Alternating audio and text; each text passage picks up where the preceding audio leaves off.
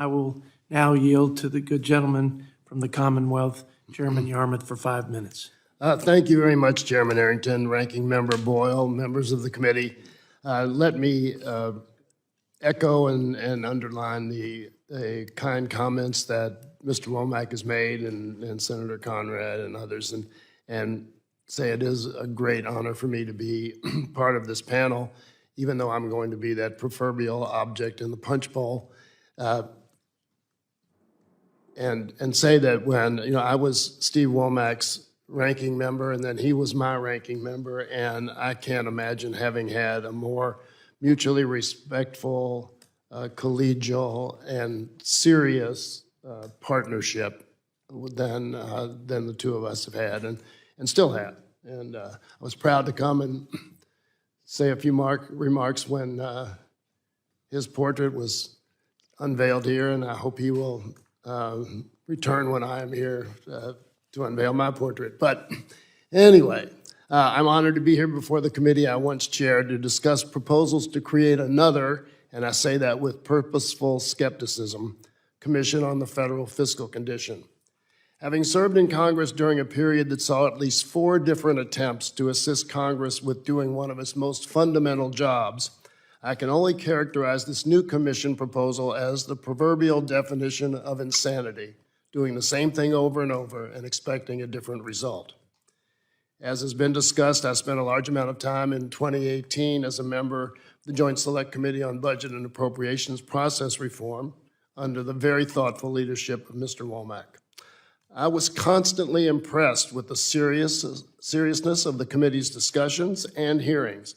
Many well-meaning people from outside and inside of Congress offered their thoughts on how we could reform our budgeting process and appropriations process, primarily, I think, with the implicit goal of reducing our annual deficits and the national debt.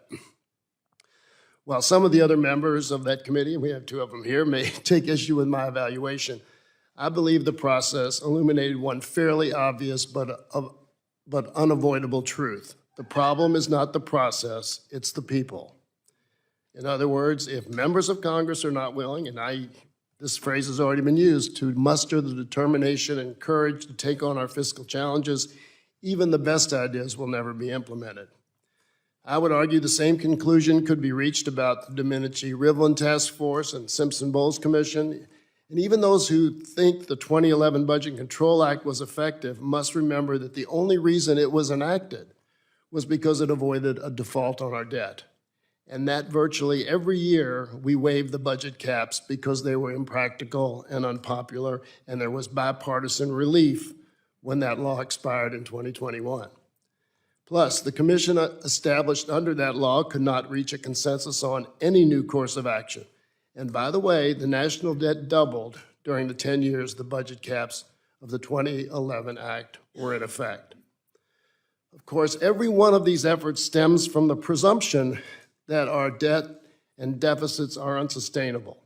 I heard that argument every one of the 16 years I served in this body. I am sure that back during the Lincoln administration, when the national debt reached $1 billion, people were warning that they were leaving an unsustainable burden on their grandchildren.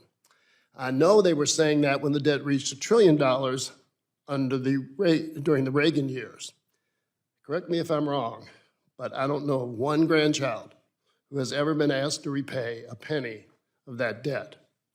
I have 2 young grandsons, and the last thing I worry about for them is that they will have to pay back some of the national debt. If you believe, as most do, that it would be better for us not to have trillion-dollar annual deficits and $33 trillion in debt, the course of action is not a mystery. You either cut spending or raise revenues or both. Doing that is Congress's job and not a commission's or task forces, not even the bipartisan bicameral committee we had in 2018. So I'd like to offer some other suggestions. Why not have the Oversight Committee actually do oversight on some of the more expensive government activities and see where money can be saved, rather than holding wasteful hearings on Hunter Biden and his laptop? Why not have the Ways and Means Committee meaningfully explore the Social Security and Medicare programs to see how their fiscal conditions can be strengthened? And let me say as an aside on Social Security, everybody says there are only 3 courses of action on Social Security: raise revenues, raise the retirement age, or reduce benefits. There's another answer. The only reason the trust fund is an issue is because the law says that benefits have to be paid out of the trust fund. Congress can change the law, say that benefits are paid out of the general fund. Then the trust fund issue goes away, like that.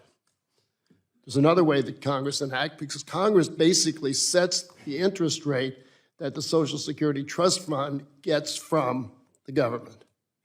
So the premiums come in, Social Security payments come in, Treasury issues bonds to the trust fund.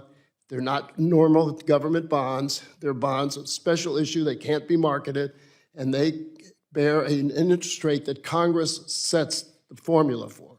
Congress can change that. So there are options available to us, but it takes serious thoughts on the ways of Congress. What else can we do? The Energy and Commerce Committee can do the same thing with Medicaid. And while they're at that one, they can passionately look at the oil subsidies that cost us billions. Same with sugar subsidies that not only have direct costs, but enormous indirect healthcare costs. And finally, maybe this committee can actually analyze the national debt issue to determine whether the debt we have and will have is really unsustainable or not. And how can we judge that moving forward? It can't be just looking at a graph with constantly rising line and getting scared. One final thought is that commissions and task forces don't have souls.